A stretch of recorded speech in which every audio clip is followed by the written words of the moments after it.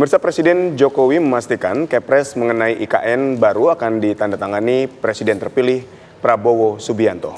Meski pembangunan IKN masih terus dikebut, namun Presiden Jokowi menekankan perpindahan ibu kota tidak bisa diselesaikan dalam waktu yang singkat. Pemindahan ibu kota bukan hanya pada fisiknya saja, tetapi juga membangun ekosistemnya hingga harus dilakukan secara keberlanjutan.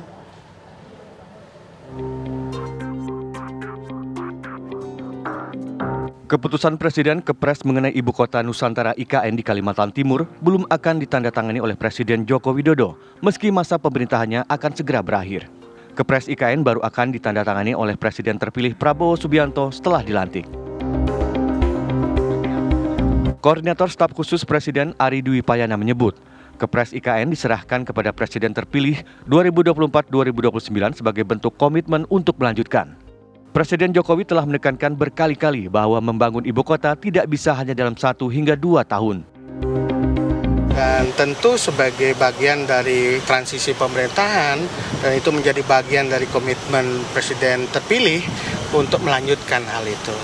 Nah, ini kan kita melihat situasi lapangan, tahapan-tahapan yang terjadi di dalam proses pembangunan itu menjadi pertimbangan. Apakah itu bisa dikeluarkan sekarang atau nanti. Kalau saat ini, seperti disampaikan oleh Bapak Presiden, ini proses sedang berjalan dan kita ingat ini sebuah keberlanjutan.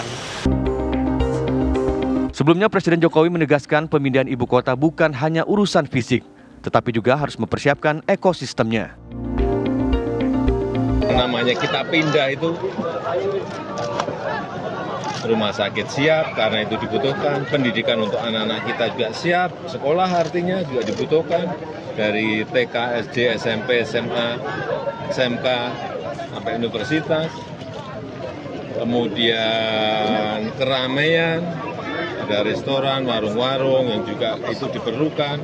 Kemudian masalah yang berkaitan dengan logistik, di mana kita mencari sesuatu barang, di mana kita mencari sesuatu ingin beli barang, semuanya itu harus siap.